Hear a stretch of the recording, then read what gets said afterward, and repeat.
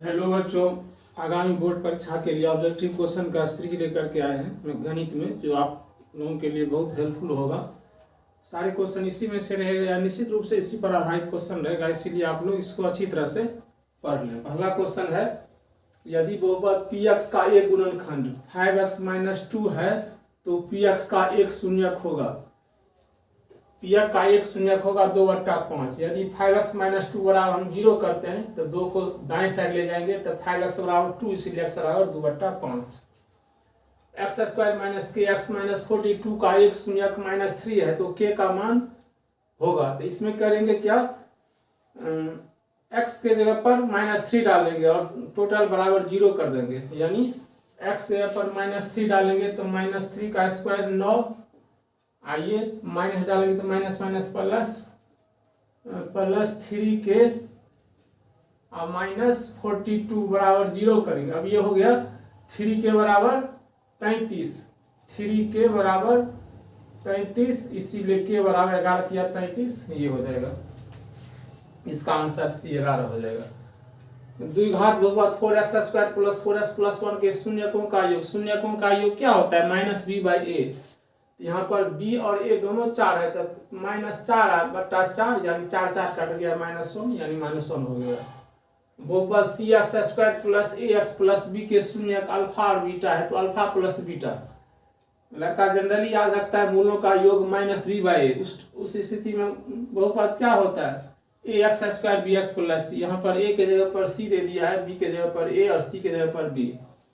हम वही फॉर्मूला लागू करना होगा, मूलों का योग -b/a। तो b के जगह पर a है और a के जगह पर c है तो -a/c, यानी ये हो जाएगा आंसर C।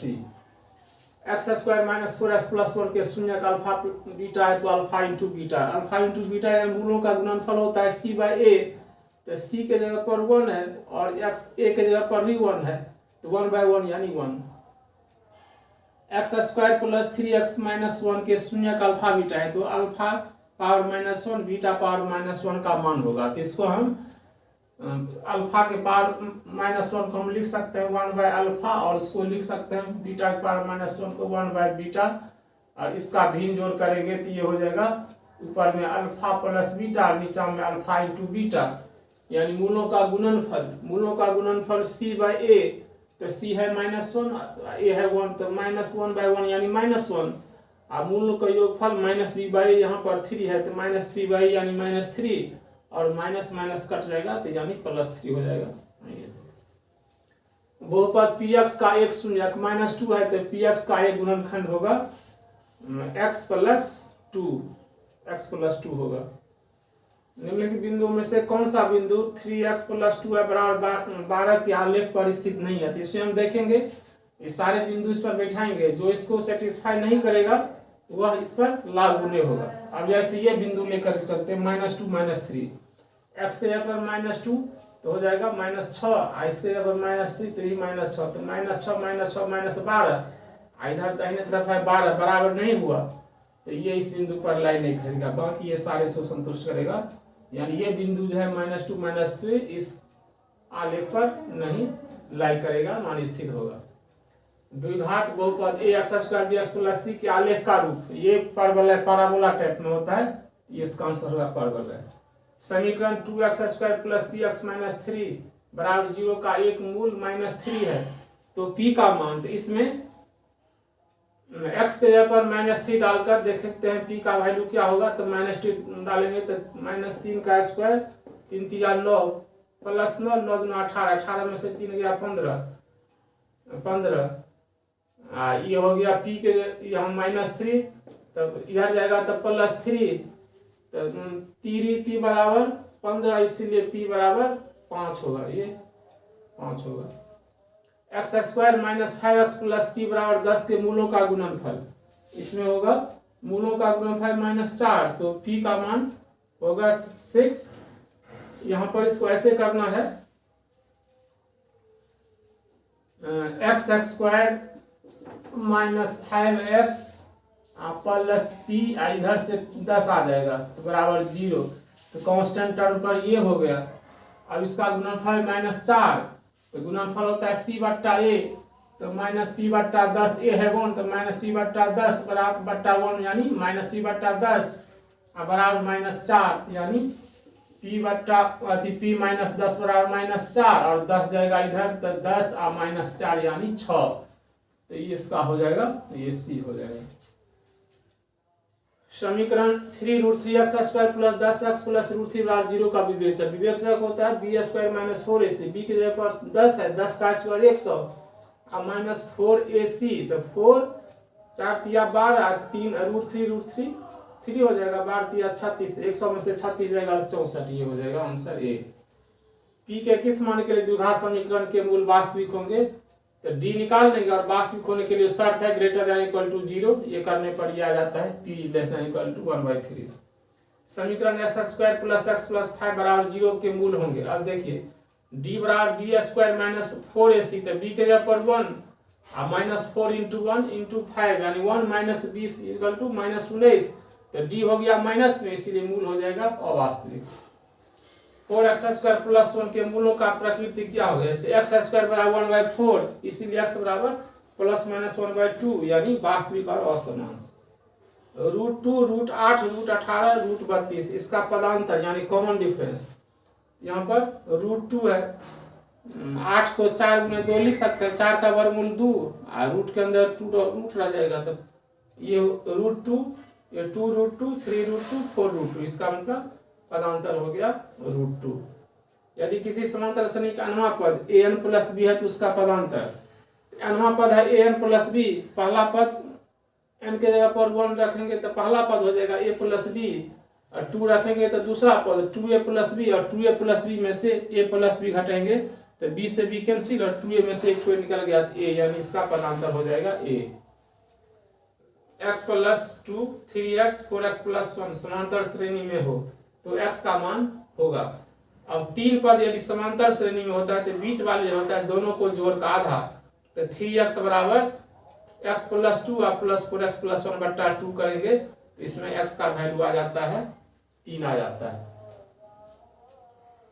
यदि a/2/3a और 2 किसी समांतर श्रेणी का 3 क्रमागत पद है तो a का मान, a है बीच वाले, दोनों सवाल एक ही टाइप का है। 3 पद यदि समांतर श्रेणी में होता है तो बीच वाले पद जो होता है दोनों के जोड़ का आधा, यहाँ भी a होगा दोनों के जोड़ का आधा, तो 2/3 या +2 को जोड़ेंगे, 3 दूना 6 2 8 8/3, इसका आधा करेंगे 8/3 आधा, तो 3 × 2 2 चौका 8 4/3, ये 4/3 हो जाएगा। 2 6 10 14 का कौन सा पद 82 होगा, इसमें a हो गया 2 और d हो गया 4, तो 20 चौक 80 और 2 82 यानी 21वां पद, ये होगा 21वां पद।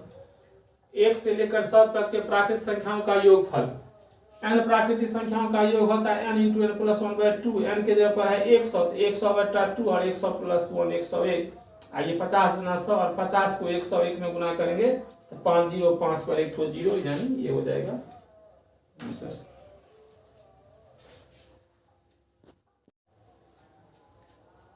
अगला क्वेश्चन है क्वेश्चन नंबर 22, किसी वृत्त के एक बिंदु पर कितने स्पर्श रेखाएं खींची जा सकती है, तो किसी वृत्त के एक बिंदु पर केवल एक ही स्पर्श रेखाएं खींची जा सकती है। किसी बाह्य बिंदु से वृत्त पर कितनी स्पर्श रेखा खींची जा सकती है, तो किसी बाह्य बिंदु से वृत्त पर 2 स्पर्श रेखा खींची जा सकती है। जैसे कोई बिंदु ये है जिससे यहाँ से 2 स्पर्श रेखाएं खींची जा सकती है, तो इसमें हो जाएगा 2। किसी बाह्य बिंदु P से किसी वृत्त पर PQ और PR 2 स्पर्श रेखाएं हैं, यदि PQ बराबर 6 सेंटीमीटर तो PR की दूरी PR बराबर ये भी होगा 6 सेंटीमीटर। जैसे यहाँ से 2 स्पर्श रेखा खींचा गया, एक ठो ये और एक ठो ये, तो दोनों की लंबाई बराबर होती है, तो इसका है 6 सेंटीमीटर, तो इसका भी होगा 6 सेंटीमीटर, इसका आंसर हो जाएगा 6 सेंटीमीटर। 2 प्रतिच्छेदी वृत्तों की उभयनिष्ठ स्पर्श रेखाओं की संख्या 2 होती है। 2 प्रतिच्छेदी, अब जैसे 2 वृत्त है एक दूसरे को काटता है, इस पर स्पर्श रेखाएं 2 ही खींचा जा सकता है। इसमें 2 प्रतिच्छेदी वृत्तों की उभयनिष्ठ स्पर्श रेखाओं की संख्या 2 होगा, और यदि कोई 2 वृत्त स्पर्श करता है तो उस पर उभयनिष्ठ स्पर्श रेखाओं की संख्या 3 होगा। एक वृत्त पर कितनी स्पर्श रेखाएं खींची जा सकती है, तो किसी वृत्त पर अनगिनत स्पर्श रेखा खींची जा सकती है। किसी बिंदु P का नियामक 2 5 है तो P को क्या कहते हैं? किसी बिंदु का नियामक 2 5 है तो P को कहते हैं कोटि, और 2 को कहेंगे भुज। माने x नियामक को भुज और y नियामक को कोटि। तो यहाँ पर 5 जो होगा P का कोटि होगा। बिंदु P का नियामक है तो बिंदु P का कोटि हो जाएगा 5। मूल बिंदु का नियामक होता है 0 0। y अक्ष से किसी बिंदु 3 5 की दूरी, तो y अक्ष से किसी कोई बिंदु है 3 5 है, किसी बिंदु का नियामक है 3 5, तो y अक्ष से इसकी दूरी होती है 3 और x अक्ष से दूरी होती है 5। तो कहता है y अक्ष से इसकी दूरी, तो y अक्ष से इसकी दूरी हो जाएगी 3। x अक्ष पर किसी बिंदु का y नियामक होता है 0, x अक्ष पर y नियामक 0 और y अक्ष पर x नियामक 0। y अक्ष पर किसी बिंदु का x नियामक 0। बिंदु 3 4 किस चतुर्थांश में हो सकता है? चतुर्थांश होता है 4 ठो, तो प्रथम चतुर्थांश में दोनों प्लस होता है, 3 और 4 दोनों प्लस है, ये प्रथम चतुर्थांश में होगा। बिंदु 3 2 और -3 2 दोनों अवस्थित होगा x अक्ष के एक ही ओर होगा, ऊपर की ओर। x अक्ष के किसी बिंदु का निर्देशांक होता है x0 के रूप में, और y अक्ष पर किसी बिंदु का निर्देशांक होता है 0y के रूप में। x अक्ष पर y नियामक 0 इसीलिए x0 के रूप में, और y अक्ष पर x नियामक 0 इसलिए y अक्ष पर किसी बिंदु का नियामक 0y के रूप में होता है। मूल बिंदु से बिंदु xy की दूरी फार्मूला से ये x² + y² होगा। x - 0 का होल स्क्वायर प्लस y - 0 का होल स्क्वायर, तो x² + y² अंडर रूट। बिंदु 2 0 और -1 4 के बीच की दूरी डिस्टेंस फार्मूला से x2 - x1, तो -2 2 गुने -1 तो -2 घटे -1 तो माइनस प्लस 2 1 3 3 का स्क्वायर 9 और 4 में से 0 गया 4 का स्क्वायर 16, तो 16 9 25 और 25 का वर्गमूल 5, यानी ये हो जाएगा 5। बिंदु -2 और 2 -2 को मिलाने वाली रेखाखंड के मध्य बिंदु का नियामक होता है 0 0। मध्य बिंदु का नियामक x1 + x2/2 y1 + y2/2, तो x1 है -2 और x2 है 2, तो 2 -2 हो जाएगा 0, फिर 2 और -2 0, तो 0 0 के रूप में हो जाएगा इसके मूल मध्य बिंदु का नियामक। 3 बिंदु समरेख होंगे यदि उससे बने त्रिभुज का क्षेत्रफल 0। यदि 3 बिंदु समरेख का मतलब एक ही रेखा पर है, तो उससे बने त्रिभुज का क्षेत्रफल 0 होता है, यानी 3 बिंदु समरेख होगा तो उसका क्षेत्रफल होगा 0। बिंदु 0 0 a0 अल्फा बीटा समरेख होगा यदि बीटा हो जाएगा 0। इसका निकालेंगे एरिया 0 करेंगे, एरिया 0 हो जाएगा कब बीटा होगा 0, तो इस प्रकार से ये ऑब्जेक्टिव